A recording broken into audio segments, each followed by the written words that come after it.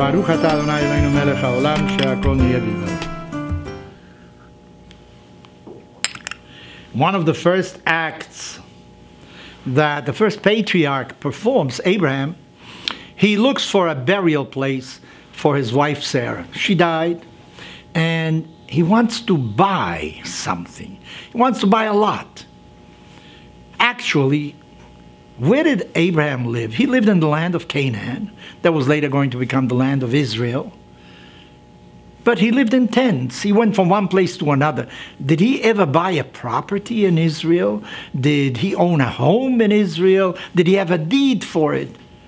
Not really. We don't see that in the Torah at all. But yet, when it comes to burying his wife, he insists. He wants a deed. Somebody wants to give him a gift. No, he doesn't want to. He wants to pay for it. He wants to make sure that it's really his and that no one can doubt that he is the owner of that property. Why? Maybe because if you bury somebody in a place, that means that here's where he belongs. Nobody can move that cadaver. Nobody can take him out of that piece of land. That piece of land belongs to him. This is a sign when Abraham buries his wife in Israel and buys a lot for that. That is a sign that he wants to remain in Israel, that is really his home, that he belongs there. Well, we find that years later, his grandson Jacob spends the last years of his life in Egypt. That's where he is saved, because there was a lack of food in Israel. He would have died of hunger were it not for the fact that Joseph had stored so much food in Egypt and invited them to spend the last years of his life. But before dying, he says to his children, I want you to know, I don't want to be buried in Egypt. This apparently is only a passing phase of his life. He belongs in Israel. He wants to be buried in Israel because that is really his land. And as a matter of fact, the Torah recounts how all the brothers, everybody went to Egypt. A large delegation from Egypt came to bury Jacob next to the place where Abraham's wife was buried, and Abraham himself was buried as well. And they said, must be a very important individual that died for having such a large funeral procession for that individual. Joseph himself, when he is going to die, he leaves a legacy. He tells his brothers and the descendants, I want you to take my remains to the land of Israel. Of course, he couldn't do it at that moment because Joseph was a prince in Egypt. He had spent most of his life in Egypt. He had an Egyptian wife. He had Egyptian children. He was an Egyptian. But yet he knew that his future, eternity for him, was in the land of Israel. He couldn't do it at the time of his death because he was too important in Egypt. But he told them, you are going to leave Egypt. When you leave Egypt, make sure that you take my remains with you. As a matter of fact, this is what our rabbis say, that Moses had two large boxes with him when they left Egypt. And one of them was the tablets of the law that he received in Sinai. He put into a box, and another box were the remains of Joseph. He took care of the remains of Joseph to make sure that they receive burial in Israel. And people would say, what are these two boxes doing one to another? One next to another. One box represents a Torah, which means laws for living. And here we have a cadaver. So he said, no, because this cadaver, when he was alive, he lived by the norms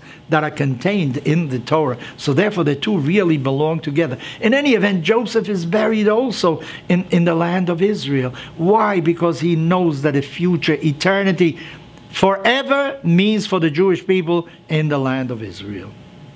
I want to delve on one more individual, and that is Moses, Moshe. Moses dies in the desert. He's not allowed to enter the land of Israel. Did Moses leave a legacy that he wants to be buried in Israel? According to the Torah, maybe God himself took care of his burial. And the Torah says, no man knows where Moses is buried. Maybe we should send archaeological expeditions looking for the burial place of Moses and take his remains into the land of Israel. But apparently that wasn't the intention at all. Maybe nobody knows where he's buried is a purposeful message. Don't make a shrine out of the burial place of Moses. There's only one God. You want to pray, you pray to God. You don't pray to any deceased. You don't use the deceased as a messenger to God. Nobody knows where he is buried. He shouldn't be made into a demigod or anything like that. But why aren't his remains in Israel? You know, the founder of modern Zionism was a man named Theodor Herzl. He was a journalist. He somehow became enamored of the Jewish message. I don't want to go into everything that happened in his life, the Dreyfus affair and so on. I read lately an autobiography of Stefan Zweig, where this man, who unfortunately committed suicide, I think, in 1952 or so, after the Second World War, he thought the world will never be the same.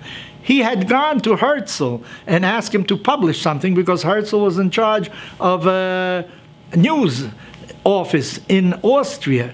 Herzl was Austrian. What is he doing in Israel? Actually, there's a place in Jerusalem called Har Herzl, the mountain of Herzl. It's a little mountain where it's really, I think, basically a military cemetery with some distinguished Zionist leaders, and it's called Herzl because Herzl is buried there, because that was the land for which Herzl worked. That was his dream. He wrote a book about a Jewish state where nobody imagined a Jewish state, and he said, if you want, it won't be a legend. That was the purpose of his life, to be in Israel, so his remains are in Israel. Yet Moshe's remains are in the desert. Why aren't they in Israel? I don't know. But maybe the message is something else. God gave us the Torah. We are the ones that carry the obligation of bringing the message of the Torah to the world.